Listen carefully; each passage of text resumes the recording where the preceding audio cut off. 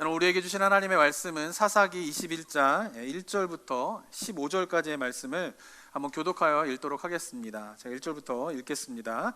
이스라엘 사람들이 미스바에서 행하여 이르기를 우리 중에 누구든지 딸을 베냐민 사람에게 아내로 주지 아니하리라 하였더라.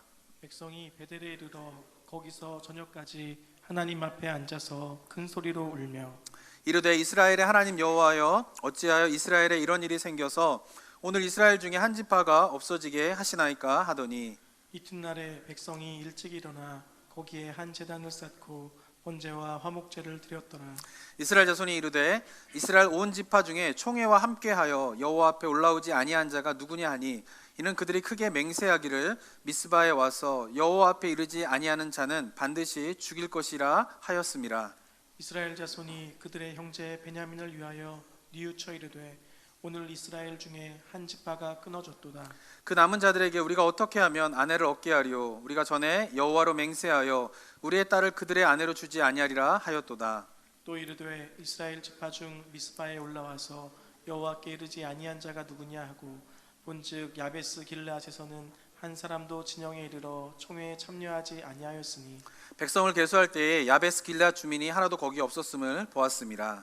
회중이 큰 용사 12,000명을 그리로 보내며 그들에게 명령하여 이르되 가서 야베스 길르앗 주민과 부녀와 어린아이를 칼날로 치라. 너희가 행할 일은 모든 남자 및 남자와 잔여자를 진멸하여 바칠 것이니라 하였더라. 그들이 야베스 길르앗 주민 중에서 젊은 처녀 400명을 얻었으니 이는 아직 남자와 동침한 일이 없어 남자를 알지 못하는 자라. 그들을 실로 진영으로 데려오니 이곳은 가나안 땅이더라. 온 회중이 림몬 바위에 있는 베냐민 자손에게 사람을 보내어 평화를 공포하게 하였더니, 그때에 베냐민이 돌아온지라. 이에 이스라엘 사람이 야베스 길르앗 여자들 중에서 살려둔 여자들을 그들에게 주었으나 아직도 부족하므로 15절 함께 읽겠습니다. 백성들이 베냐민을 위하여 뉘우쳤으니 이는 여호와께서 이스라엘 지파 중에 한 지파가 빠지게 하셨음이더라. 아멘. 네, 지난 시간에 우리는 이제 베냐민 지파와 이제 11지파와의 벌어진 전쟁에 대한 이야기를 좀 나누었습니다. 세 번의 전쟁을 치르게 되는데요. 이 세 번의 전쟁은 이스라엘의 11지파에게도, 세 번째 전쟁에서는 이제 11지파가 베냐민에게 승리하게 되는데, 결국 승리를 한 11지파에게도, 그리고 패배를 한 베냐민 지파에게도 정말 상처만 가져다 준 무모한 전쟁이라고 볼 수가 있습니다. 왜냐하면은 이 전쟁은 하나님의 명령에 따라 가나안과 싸우라는 하나님의 명령을 실천하는 전쟁이 아니라 같은 민족 가운데의 전쟁이 일어난 것이기 때문에 무모한 전쟁이라고 볼 수가 있는 것이죠. 그리고 실제적으로도 이 세 번의 전쟁으로 말미암아 이스라엘의 12지파는 너무나 큰 인명피해를 입게 됩니다. 11지파는 첫 번째와 두 번째 전쟁에서 패하게 되면서 4만 명이 죽게 되었고요. 세 번째 전쟁에서는 베냐민 지파가 패하게 되면서 베냐민 지파도 2만 5천 명이나 되는 사람이 이 세 번째 전쟁으로 죽게 됩니다. 엄밀하게 말하면 이 전쟁은 승자도 패자도 없는 무모한 희생을 낳은 전쟁이다라고 볼 수가 있는 것입니다. 이 전쟁의 결과가 얼마나 끔찍하고 무모할 것인가에 대해서 전쟁이 일어나기 전에 미리 알았더라면, 그것에 대해서 이스라엘 백성들이 좀 짐작하고 있었더라면은 그래도 이 무모한 전쟁을 막을 수 있었을 텐데, 이들은 전쟁이 끝나고 나서야 비로소 이 전쟁이 얼마나 무모하고 이것이 이스라엘 백성들에게 얼마나 큰 피해를 가져다 주는가를 깨닫게 됩니다. 그러면서 베델에 모인 이스라엘 백성들이 하나님 앞에 제사를 드리고 울면서 기도를 하게 됩니다. 이전의 말씀을 보면요, 백성이 베델에 이르러 거기서 저녁까지 하나님 앞에서 큰 소리로 울며 기도를 하게 됩니다. 근데 이 백성들이 기도를 하는 이유가 무엇 때문인가에 대해서는 6절에 나와 있는데요. 6절에 보면 이렇게 나와 있습니다. 이스라엘 자손이 그들의 형제 베냐민을 위하여 뉘우쳐 이르되 오늘 이스라엘 중에 한 지파가 끊어졌도다 라고 하면서 울면서 하나님 앞에 기도하고 있는 것입니다. 세 번의 전쟁으로 말미암아 베냐민 지파 사람 2만 5천 명이 죽게 되는데요. 거기에는 여자와 아이들도 다 포함되게 됩니다. 거기에 여자와 아이들 다 죽게 되고, 베냐민 지파에 살아남은 사람은 누구냐면은 도망을 간 남자 600명만이 살아남게 됩니다. 그렇기 때문에 이 남자들만 이제 베냐민 지파에 이제 있기 때문에 후손이 끊어지게 된 거예요. 여자들은 다 죽고 베냐민 지파 여자들은 다 죽고, 그래서 후손이 끊어지게 되니까 이 지파가 이제 없어지게 되었다라고 하는 것을 이제 이스라엘 11지파가 깨닫게 되면서 울면서 하나님 앞에 이 베냐민 지파의 후손이 끊어진 것에 대한 슬픔을 하나님 앞에 고백하게 됩니다. 자, 그런데 이스라엘 백성들이 이렇게 울면서 하나님 앞에 기도하는, 베냐민 지파를 위해서 울면서 기도하는 것이 진정한 회개였는가 라고 봤을 때에 이것은 진정한 회개라고 볼 수 없는 이유가 있습니다. 그 이유는 무엇 때문이냐면 바로 울면서 기도하는 그들의 기도의 내용을 보면은 이들의 기도가 진정한 회개에서 나오는 기도가 아니었구나라고 하는 것을 알 수가 있습니다. 그것이 어디냐면 3절의 말씀에 이렇게 나와 있습니다. 3절의 말씀 한번 읽어볼까요? 시작.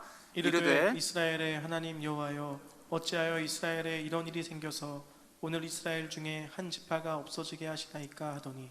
울면서 기도하는데, 울면서 기도한 이유가 뭐냐면 베냐민 지파가 이제 후손이 끊어지게 됐습니다라고 하면서 울면서 기도하는데, 그 베냐민 지파가 후손이 끊어지게 된 거에 대한 책임을 누구에게 돌리고 있습니까?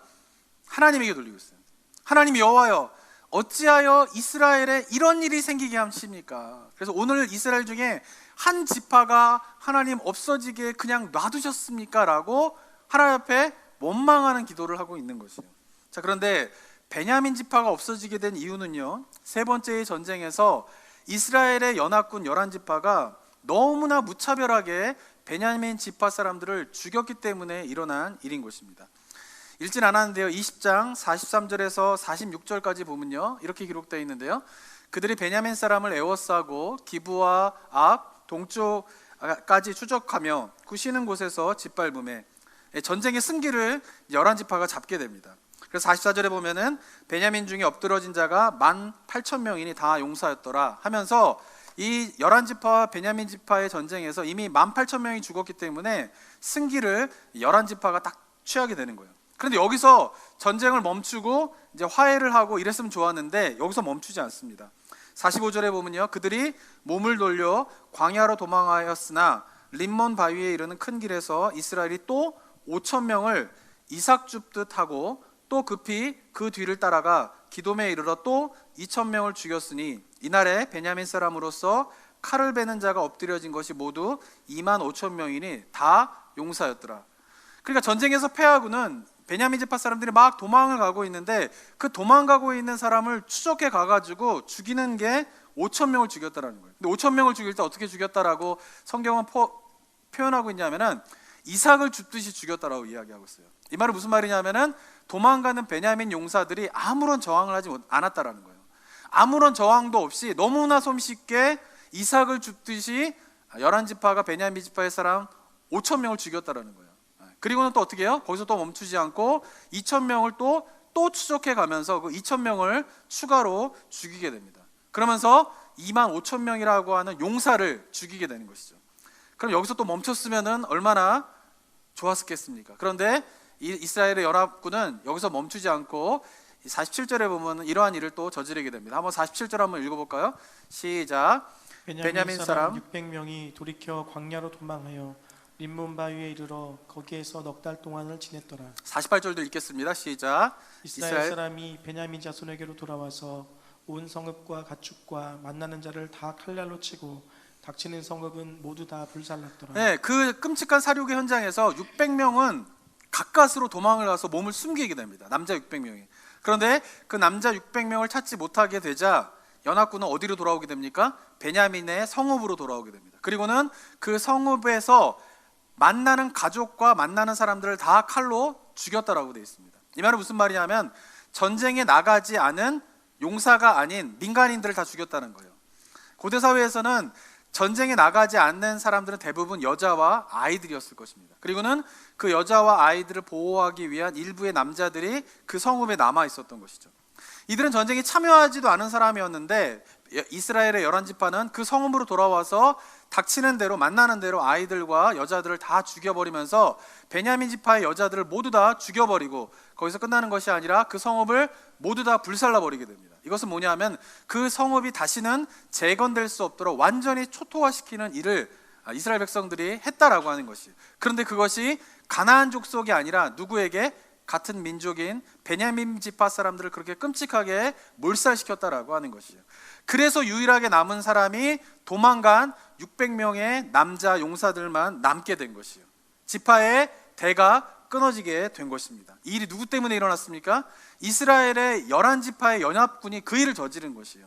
그런데 베델로 돌아와서는 기도하는 게 뭐예요? 하나님, 어찌하여 이 일이 일어나게 하십니까? 어찌하여 이렇게 해서 베냐민 지파가 끊어지도록 하나님 하십니까? 라고 하나님께 원망을 하는 기도를 드리고 있다라고 하는 것이에요. 자신의 잘못을 저지르고는 자신이 저지른 잘못 때문에 당하게 된 고통에 직면하게 되자 그 고통 속에서 이스라엘 백성들은 누구에게 원망의 화살을 돌립니까? 하나님에게 원망의 화살을 돌리면서 하나님 어찌하여 이런 고통을 우리에게 허락하셨습니까? 라고 기도하고 있다라고 하는 것입니다. 사랑하는 성도 여러분, 제가 몇 차례 설교를 통하여서 말씀드리지만은 이 장면은요, 이 시대를 살아가고 있는 많은 사람들의 모습이에요. 제가 항상 얘기하지만 우리가 신앙생활할 때 가장 이 생각이 바뀌어져야 할 가장 중요한 것 중에 하나는 뭐냐면 고통의 문제를 우리가 어떻게 성경적으로 이해할 것인가에 대한 그 개념이 바뀌지 않으면요, 하나님에 대한 왜곡이 일어나게 되고 고통받고 있는 사람에 대한 위로가, 진정한 위로가 나올 수가 없게 된다라고 하는 것을 우리가 잘 기억해야 합니다. 고통의 원인이 성경에서 어떻게 이야기를 하고 있고 그것이 하나님과 죄와 고통과의 관계가 어떻게 되는가에 대한 올바른 이해를 갖지 못하면은 언제나 고통의 상황 속에서 오늘 본문에 나와 있는 이스라엘 백성들과 같이 그 모든 책임들을 하나님에게 돌리게 되는 그런 일들이 일어나게 된다라고 하는 것입니다. 사랑하는 성도 여러분, 우리 삶 가운데 고통의 대부분의 원인은 무엇 때문입니까? 하나님이 아니에요. 우리의 죄 때문이다라고 하는 사실을 우리가 잘 기억해야 합니다. 그래서 그런 고통 속에서 우리가 기도해야 할 것은 이스라엘 백성들과 같은 하나님에 대한 원망이 아니라 죄에 대한 회개가 있어야 되는 것입니다. 그리고 그 고통 속에서 그것이 비록 하나님께서 우리에게 일으키신 고통은 아니지만 그러나 그 고통 가운데에서 여전히 우리를 도우시고 함께 하시고자 하는 그 하나님의 손길을 발견하면서 그 주님의 도움을 구하는 기도가 우리가 드려야 할 기도가 되어야 할 줄을 믿습니다. 그러한 삶의 고백이 저와 여러분의 삶들 가운데 있게 되기를 주님의 이름으로 축원합니다.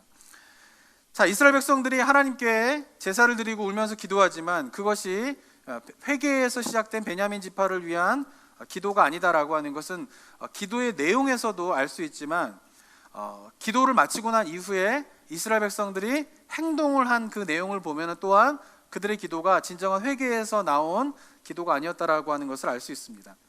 하나님께 원망의 기도를 드리고 난 다음에요, 이번에도 이스라엘 백성들은요 하나님의 뜻을 묻지 않습니다. 그리고는 대가 끊기게 생긴 이 베냐민 지파 남자들을 위하여서 무엇을 할까를 스스로 결정하게 됩니다.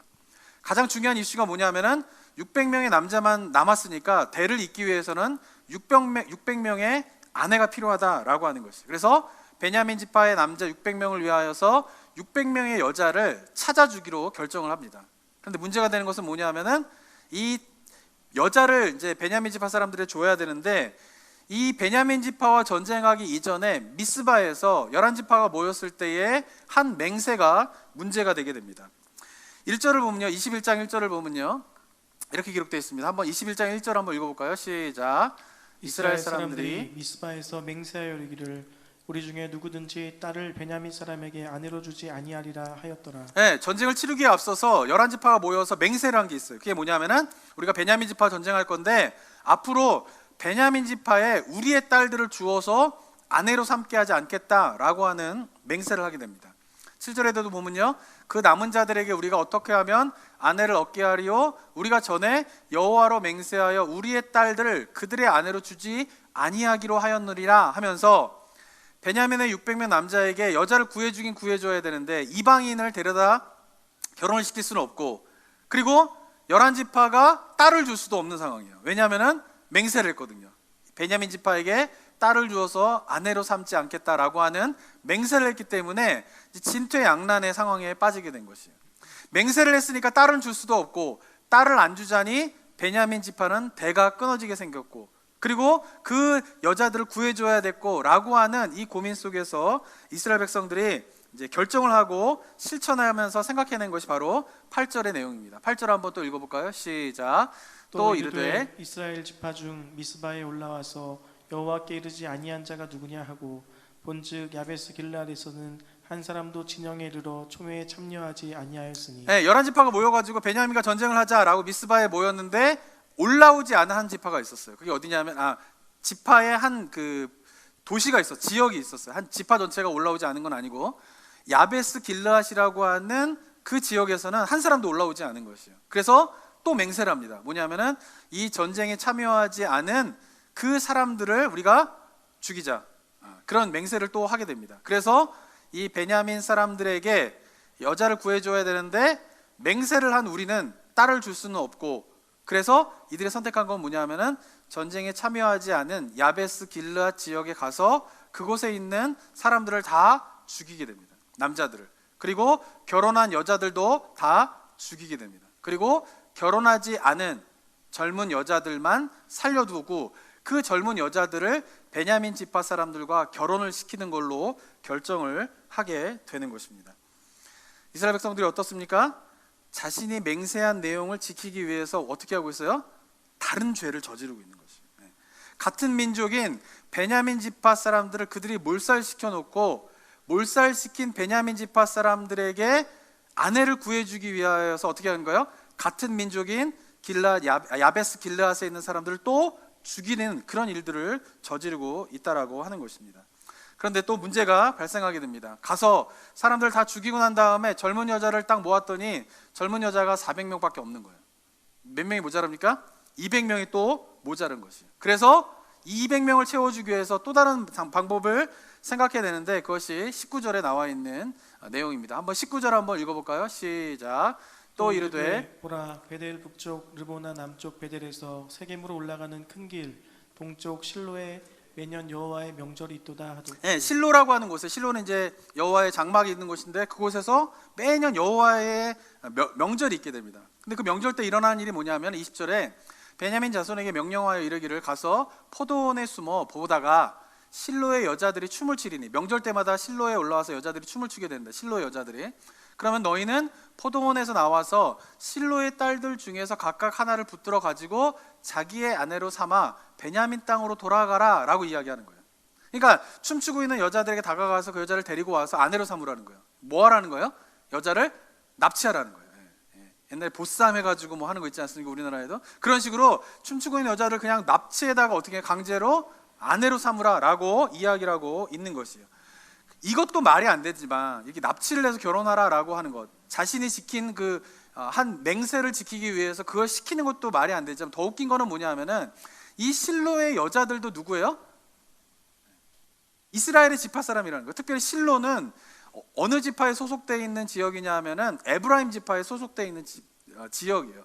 그러면은 에브라임 지파 사람들도 그 전쟁에 참여해서 딸을 주지 않기로 했는데 베냐민 사람들이 와가지고 실로에 있는 딸들을 데려가면은 에브라임 지파 사람들은 뭐를 위반하게 되는 거예요? 맹세를 위반하게 되는 거예요. 왜? 딸들 줘버리게 됐으니까. 그러면은 베냐민 지파 사람들에게 그 실로의 딸들을 데리고 간 베냐민 지파 사람들에게 에브라임 지파 사람들이 나중에 와서 우리도 맹세하기를 딸을 주지 않기로 했는데 너희가 우리의 딸들을 데리고 가면 어떡하냐라고 항의할 수 있는 거죠. 문제 제기를 할 수 있는 거죠. 그런데 이스라엘의 그 모인 사람들은 이렇게 항의할 때에 베냐민 지파가 대답할 내용까지 알려주게 됩니다. 그 내용이 어디냐면 22절의 말씀입니다. 22절 한번 읽어볼까요? 시작. 만일 그의 아버지나 형제가 와서 우리에게 시비하면 우리가 그에게 말하기를 청하건대 너희는 우리에게 은혜를 베풀어 그들을 우리에게 줄지니라. 이는 우리가 전쟁할 때에 각 사람을 위하여 그의 아내를 얻어주지 못하였고 너희가 자의로 그들에게 준 것이 아니니 너희에게 죄가 없을 것임이니라 하겠노라 하매. 네, 실로의 여자를 데려가면 맹세를 한 에브라임 지파는 그 맹세를 어기게 되는데 어떻게 대답을 하라고 가르쳐 주냐면 에브라임 지파 너희들은 자의로 그 딸들을 베냐민 지파에 준 것이 아니니까 맹세를 어긴 거는 아니다. 이런 합리화를 베냐민 사람들에게 알려주게 되는 것이에요. 그래서 베냐민 사람들은 야베스 길르앗에서의 400명 그리고 실로에 있는 여자 200명을 데리고 600명의 남자가 결혼을 하게 되는 일들이 벌어지게 됩니다. 얼마나 어이없는 결정입니까? 맹세를 하면 지켜야 된다는 율법을 지키기 위해서 이스라엘 사람들은 어떻게 해요? 다른 같은 민족인 야베스 길르앗 사람들을 죽이는 일을 저지르고 여자를 납치하는 일을 저지르게 되고 그리고 에브라임의 사람들이 오게 되었을 때에 맹세를 너희가 어긴 것이 아니다. 왜냐하면 너희가 자의로 그 일을 한 것이 아니기 때문에 맹세를 어긴 것이 아니다 라고 하는 말도 안 되는 괴상한 논리로 이 맹세를 에브라임 지파 사람들은 어기게 만드는 일을 합리화하는 일이 오늘 21장의 사사기 마지막의 사건의 내용이다라고 하는 것입니다. 자, 사랑하는 성도 여러분, 오늘 본문 속에 있는 이스라엘 백성들이 갖고 있는 영적인 문제가 무엇일까요? 율법을 지키려고 하는데요, 한 율법을 지키는 것을 굉장히 중요하게 생각하면서 그 율법을 지키기 위하여서 율법의 다른 부분들은 범하게 되는 일을 저지르고 있다라고 하는 것입니다. 말씀드린 것처럼 이스라엘 백성들이 야베스 길레앗 사람들을 죽인 이유는 뭐예요? 맹세를 한 것은 지켜야 된다라고 하는 그 율법을 지키기 위해서요. 그래서 맹세를 하면 지켜야 된다라고 하는 율법을 지키기 위해서 살인하지 말라라고 하는 율법은 어기고 있는 것이에요. 실로에 있는 여자들을 왜 납치하고 난 다음에 에브라임 지파 사람들에게 이것은 자의로 한 것이니까 너희가 자의로 한 것이 아니니까 맹세를 어긴 것이 아니다라고 이 말도 안 되는 합리화를 한 이유가 무엇 때문입니까? 자신은 율법에 따라 맹세를 한 것은 지키려고 하지만, 그러나 어떻게 해요? 자기는 지키려고 하지만 다른 사람들은 자기가 지키려고 하는, 자기가 범하지 않으려고 하는 그 율법을 범하게끔 하는 일을 저지르고 있다라고 하는 것입니다. 오늘 본문의 내용들을 보면요, 이스라엘 백성들이 하는 행동은 지금 우리가 보기에는 좀 말도 안 되고, 그죠? 우리는 절대 이런 일을 범하지 않을 거라고 생각을 하실 것입니다. 왜냐하면 우리 성도님 가운데 뭐 사람을 죽일 일도 없고 여자를 납치해가지고 강제로 결혼할 일도 없기 때문에 그럴 것이에요. 그래서 오늘 본문의 내용들을 우리는 쉽게 이스라엘 백성들을 비난하는 것으로 끝내버릴 수 있습니다. 그러나 제가 말씀드린 건 뭐냐면은 오늘 본문 속에서 이스라엘 백성들의 죄의 핵심은 뭐예요? 이걸 잘 기억하셔야 돼요. 자기가 어떻게 하는 거예요? 자기는 한 가지의 율법을 지키기 위해서 어떻게 하는 거예요?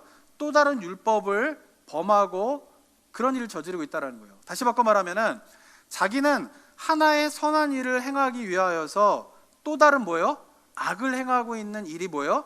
이스라엘 백성들의 21장의 본질이다라고 하는 것입니다. 그리고 이러한 모습, 한 가지의 선을 행하기 위하여서 다른 악을 행하는 이 모습은 이 시대를 살아가는 많은 사람들의 모습이다라고 하는 것입니다.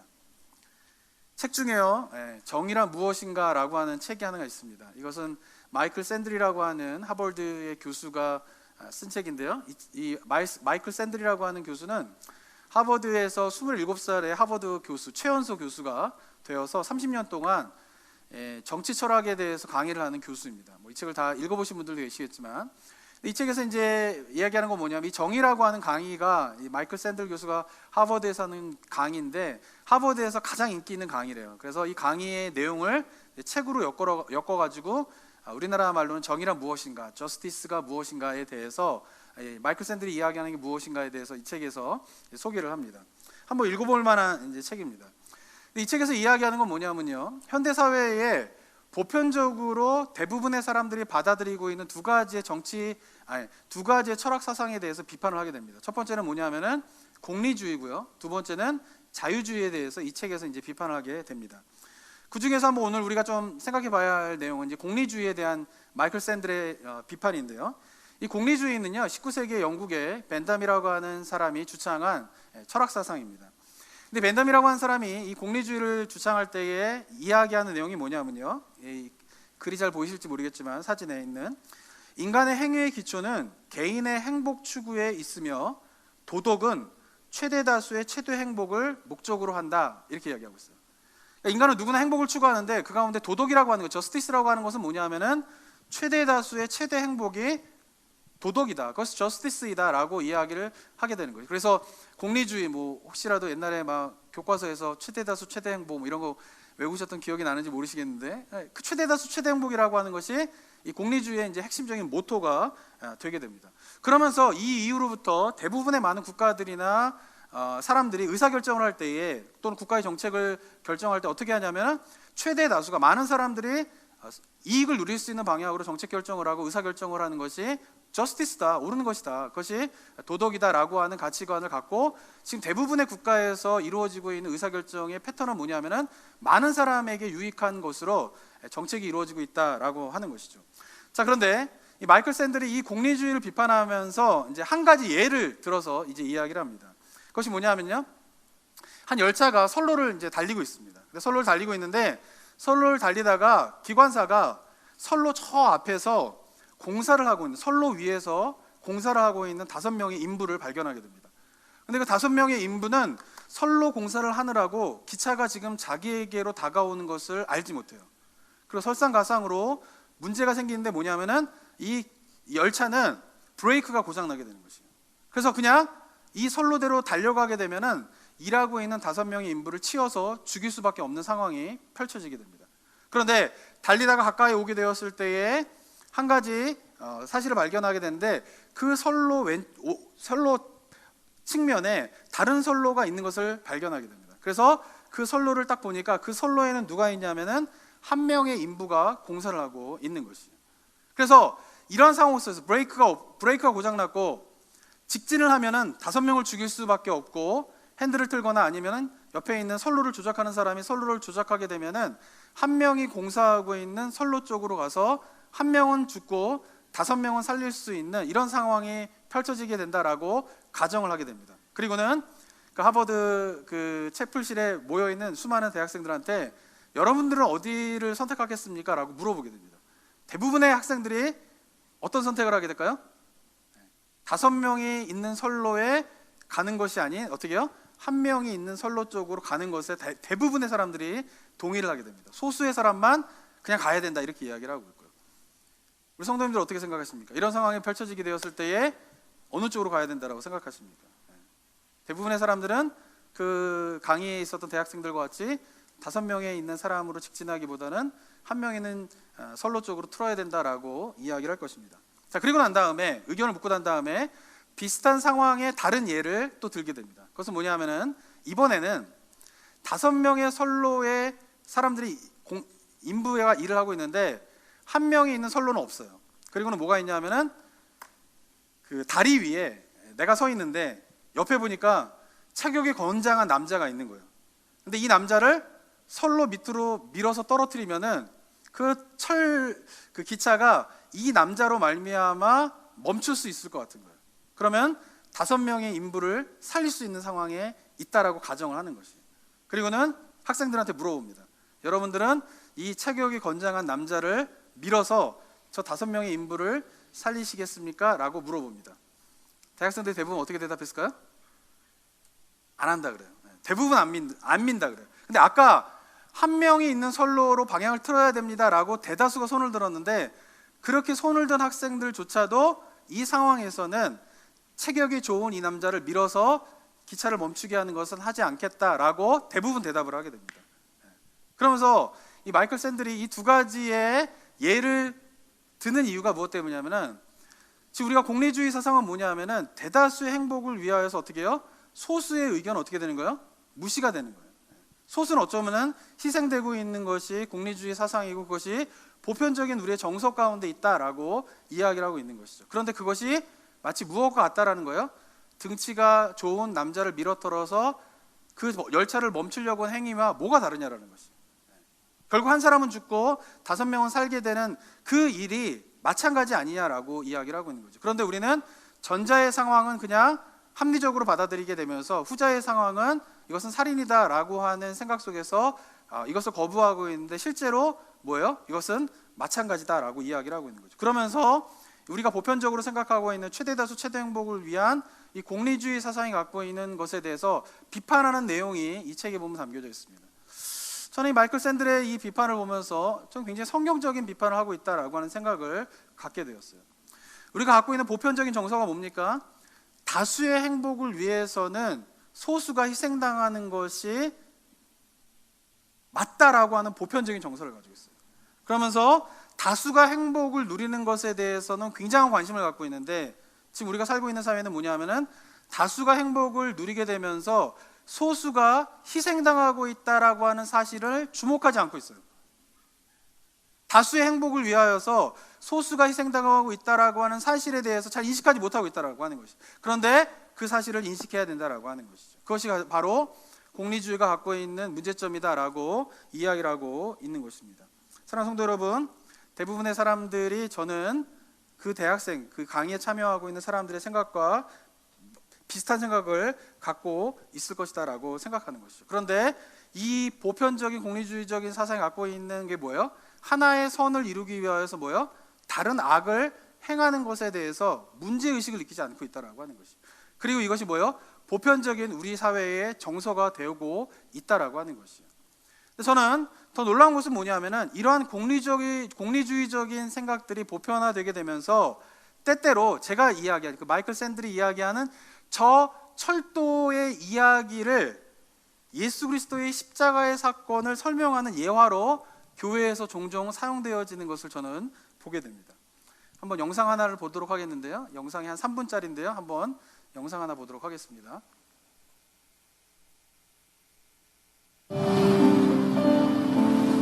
Když svítí, tak víš, že na tebe někdo myslí. Ty jsi lava. Tak. A teď doopravdy.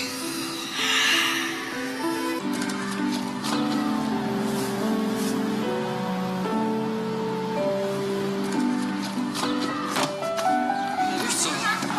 Bychom museli zrušit klece.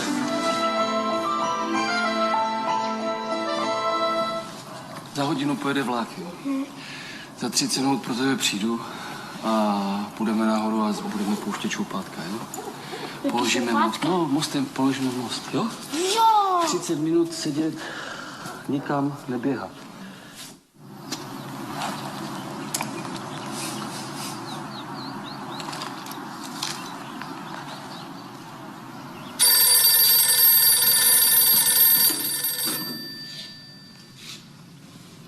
Jo, jasně.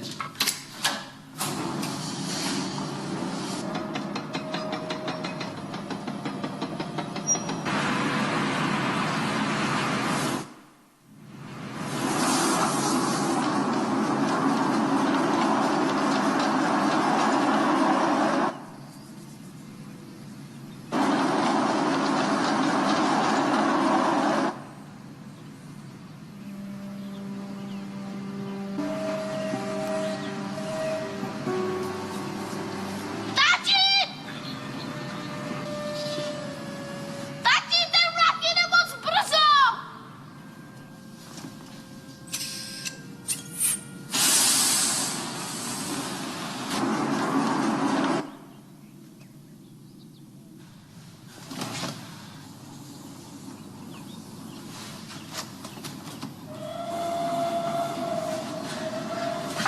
Láďo! Láďo! Láďo!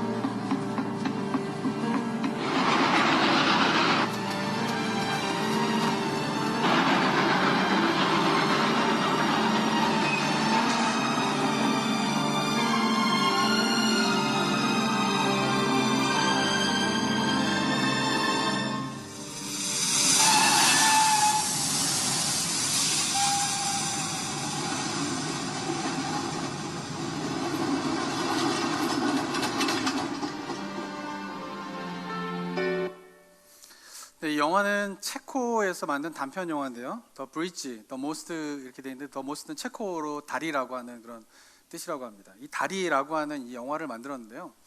근데 저는 이제 이 내용에 대한 거는 예전부터 많이 들었어요.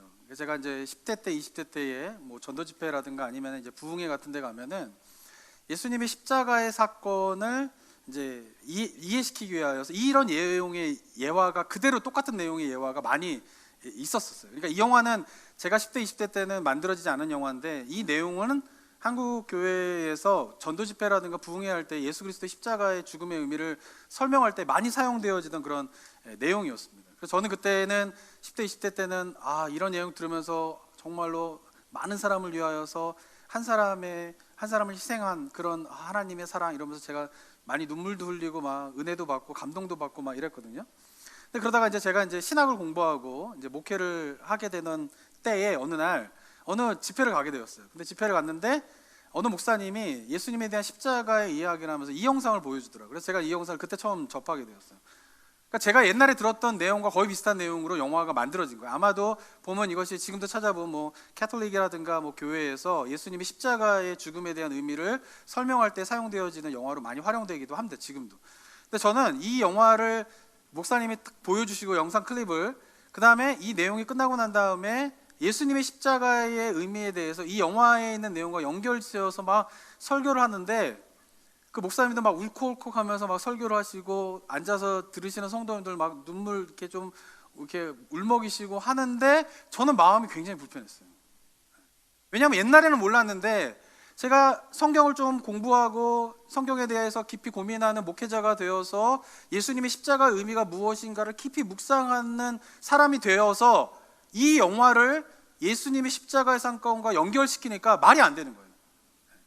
물론 한 사람의 희생으로 많은 사람이 살았다라고 하는 거에 대한 공통점은 있지만 그러나 이 영화의 내용은 결코 예수 그리스도의 십자가의 사건을 설명할 수 있는 예화가 될 수 없다는, 전 되어서도 안 된다는 생각이 들었어요. 왜냐하면 첫 번째는 이 아이의 죽음은요, 이 아이는 자기가 죽을 걸 모르고 죽게 됩니다.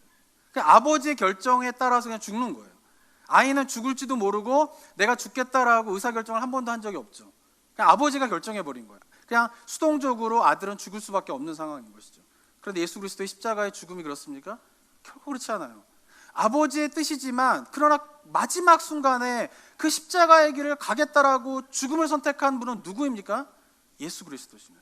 억지로가 아니라 수동적인 자세로 그 십자가의 길을 걸어가신 것이 아니라 예수 그리스도는 적극적으로 정말 사랑의 마음을 가지고 자신이 자원하여서 기쁨으로 그 선택의 길을 갔다라고 하는 것, 죽음의 길을 갔다라고 하는 것이에요.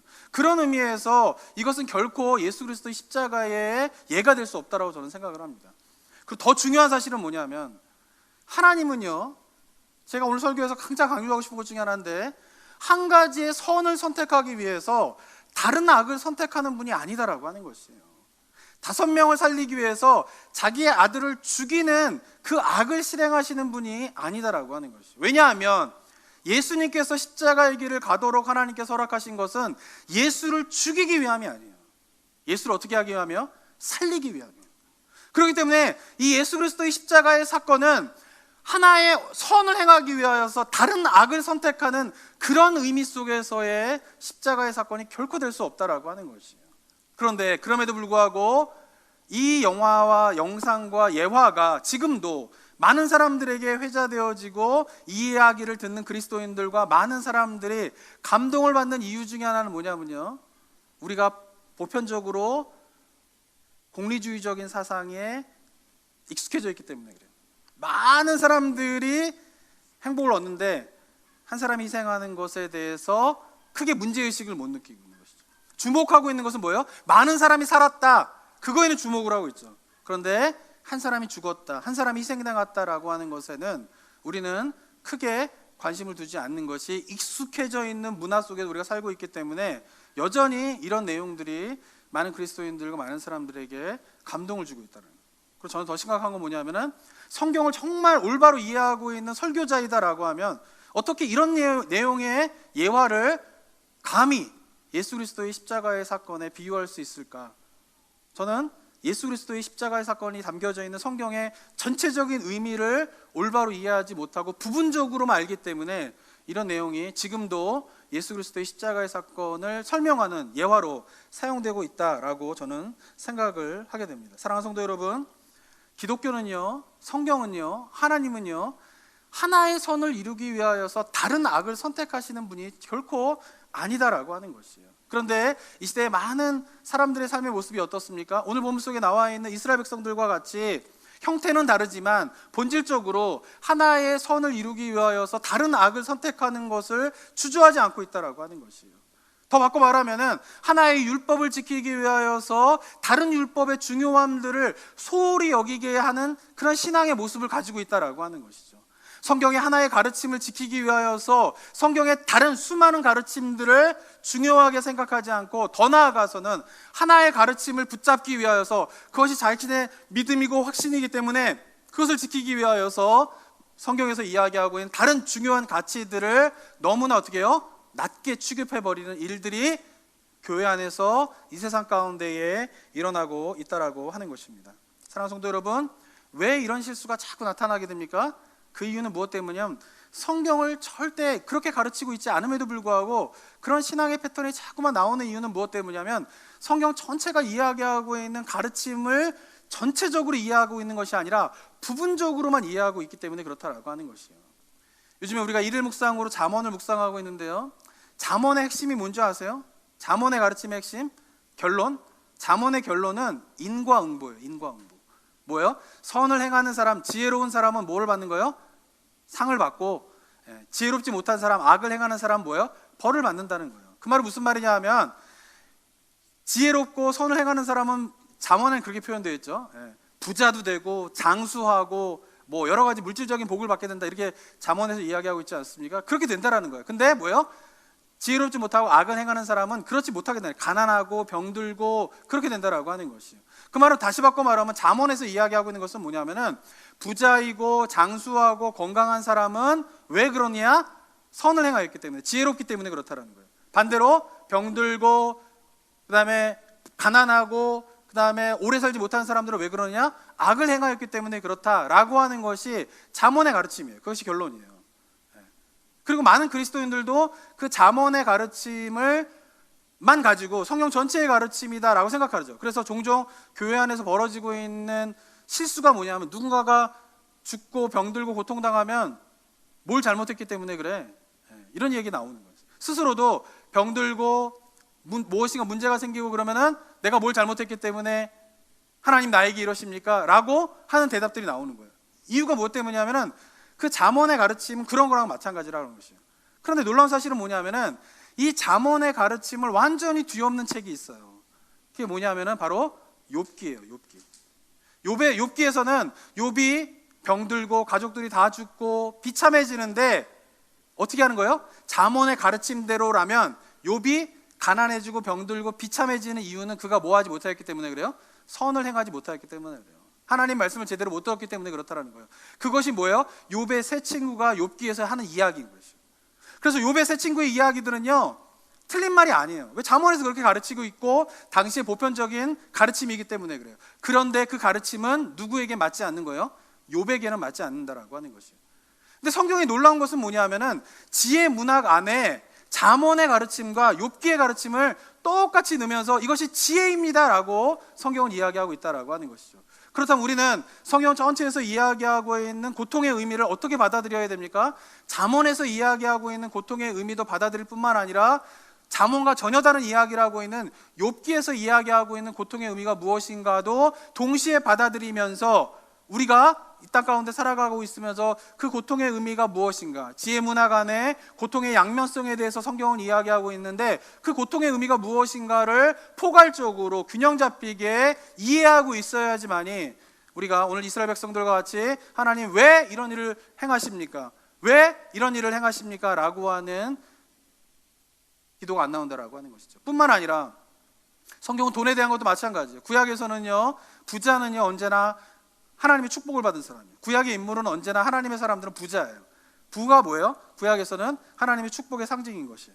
그래서 예수님께서 제자들에게 부자가 천국에 들어가는 것이 약대가 바늘구멍에 들어가는 것보다 더 어렵다라고 이야기했을 때 제자들이 놀라게 됩니다. 왜냐하면 구약의 가르침에 익숙해 있던 제자들은요, 부자는 어떤 사람이에요? 하나님의 복을 받은 사람이에요. 당연히 부자들은 천국에 가야 되는 거예요. 왜? 그들은 하나님의 복을 받은 사람이기 때문에. 그런데 예수님께서 구약의 가르침과 전혀 다른 이야기를 하세요. 부자는 천국에 들어가는 것이 약대가 바늘구멍에 들어가는 것보다 더 어렵다라고 이야기하시는 것이죠. 그러면서 제자들이 엄청나게 놀라게 돼요. 만약에 부자가 천국에 안 들어간다면 누가 들어가게 됩니까? 라고 예수님께 묻는 장면이 나오게 됩니다. 그러니까 성경은 신약에서는 이 부에 대한 어두운 면에 대해서 강조를 하고 있는 것이죠. 긍정적으로 부에 대해서 신약에서 이야기하는 경우가 별로 없어요. 그러나 구약은 어떻습니까? 부에 대해서 긍정적으로 이야기를 하고 있죠. 부정적으로 이야기하고 있기보다는. 그렇기 때문에 이 부에 대한 올바른 우리의 관점을 갖기 위해서는 신약과 구약에서 이야기하고 있는 전체적인 성경의 전체 가르침이 무엇인가를 우리가 가지고 부에 대한 생각을 하는 것이 우리 신앙에 필요하다라고 하는 것입니다. 만약에 이런 전체적인 성경의 관점에 대한 올바른 신앙적인 균형을 이루지 않은 가운데에서 한 가지 부분만 알고 그것이 마치 내가 알고 있는 전부이고 그것이 마치 성경에서 이야기하고 있는 최고인 것처럼 생각하게 될 때에 오늘 백성들이, 이스라엘 백성들이 본문에서 범한 것 같이 그 한 가지, 자기가 믿는 그 한 가지를 행하느라고, 그것을 지키기 위하여서 성경에서 이야기하고 있는 다른 것은 범하게 되고, 심지어는 자기가 행하고 있는 그것을 지키기 위하여서 자기는 지키면서 율법을 지키는 선한 사람이 될지는 모르겠지만 그 똑같은 것을 다른 사람들은 범하게 만드는 일이 반복될 수밖에 없다라고 하는 것입니다. 사랑하는 성도 여러분, 우리 신앙생활이 어때야 됩니까? 부분적으로 아는 것이 아니라 성경 전체 속에서 이야기하고 있는 그 가르침을 우리가 온전히 깨닫는 가운데에서 신앙의 균형을 이루게 되는 그런 일들이 저와 여러분의 삶들 가운데 있게 되기를 소망합니다. 성경은요, 균형을 이야기하고 있어요. 저는 성경의 가장 중요한 가르침이 뭐냐라고 물어본다라고 하면 저는 균형이라고 생각해요. 그리고 그 균형이 바로 뭐예요? 하나님의 공의인 것이에요. 그리고 그것을 다시 바꿔 말하면 그것이 바로 하나님의 공정함인 것입니다. 그 하나님의 균형, 공의, 공정함이 우리 삶 가운데 깊이 들어오게 될 때에 우리 삶 가운데에서도 여러 가지 갈등을 일으키는 일들이 우리 주변에 많이 일어나고 있지만 그 모든 갈등, 편을 나누고 갈등을 일으키는 것 속에서 자유로워져 하나님의 공의와 균형과 공정함 속에서 우리가 참된 자유를 맛보게 되는 일들이 우리 가운데 일어나게 된다라고 하는 것입니다. 어쩌면 이 시대 교회의 문제는요, 저는 성경 전체가 아닌 부분적인 것만을 이해하고 그것이 마치 성경의 전부인 것처럼 믿고 있는 신앙의 모습이 바로 이 시대의 교회의 문제, 이 시대의 그리스도인의 문제는 아닌가 하는 생각을 갖게 됩니다. 바라기는요, 우리가 이 시간 이후부터 정말 하나님 앞에서 성경 전체가 이야기하고 있는 하나님의 그 심오하고 아름다운 진리의 말씀을 알아가는 것에 우리 성도님들의 삶을 다 드리시기 바랍니다. 전혀 아깝지 않습니다. 여러분들이 그 모든 것들을 깨닫는 데에 여러분의 삶을 다 드리면서 어떻게 해요? 하나님의 말씀을 알아가는, 하나님의 공의로움을 알아가는 그 기쁨이 충만하여서 지금 힘들고 어려운 시간들을 보내고 있는데 이 힘들고 어려운 시간들을 그 하나님으로 인한 기쁨으로 넉넉하게 이겨나가게 되는 은혜가 이것이 우리 성도님들, 가정에서 예배드리고 계신 우리 성도님들 모두 가운데에 임하게 되기를 주님의 이름으로 축원합니다. 함께 기도하도록 하겠습니다. 한번 같이 기도하는 시간 갖도록 하겠습니다. 이 시간 한번 기도하며 나아갈 때에 사랑하는 성도 여러분, 모양은 다르지만요, 우리도 자꾸 범하는 실수가 있어요. 율법을 안 지키려고 하는 것은 아니에요. 이스라엘 백성들도 그렇고 율법을 지키는데 그 율법의 전체적인 의미를 올바로 이해하지 못해서 하나를 지키느라 다른 것을 범하게 되는 일들이 일어나게 됩니다. 우리 사회 가운데도 그러고 우리 삶 가운데도 이러고 교회 가운데도 있는데 우리가 온전하게 신앙의 균형을 이루어서 하나님의 정의, 하나님의 공정함, 그 신앙의 균형을 이루게 되는 그런 삶이 우리 가운데 있게 되기를, 그리고 성경에 있는 하나님의 진리의 말씀을 온전히 깨달아 우리가 그것으로 인한 기쁨이 충만할 수 있도록 위하여서 함께 잠시 기도하고 제가 마무리하는 기도 하도록 하겠습니다. 같이 기도하겠습니다.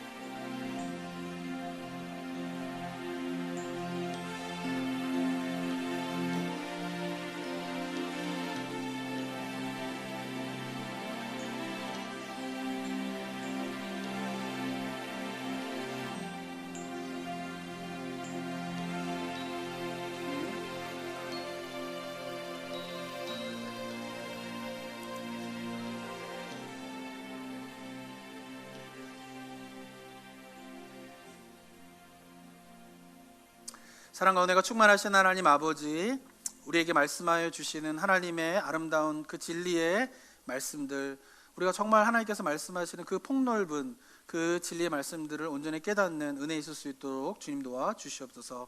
이 세상을 살아갈 때에 우리에게 주시는 하나님 말씀의 지혜가 얼마나 크고 아름답고 심오한지를 우리가 날마다 깨달으면서 기쁨이 충만할 수 있도록 인도하여 주시옵고, 하나님의 말씀으로 인한 기쁨의 충만함들이 우리 성도님들 힘들고 어려운 시간들을 보내고 있는 이 시간 속에서 정말 그 모든 것들을 이겨나갈 수 있는 힘이 될 수 있도록 하나님 도와 주시옵소서.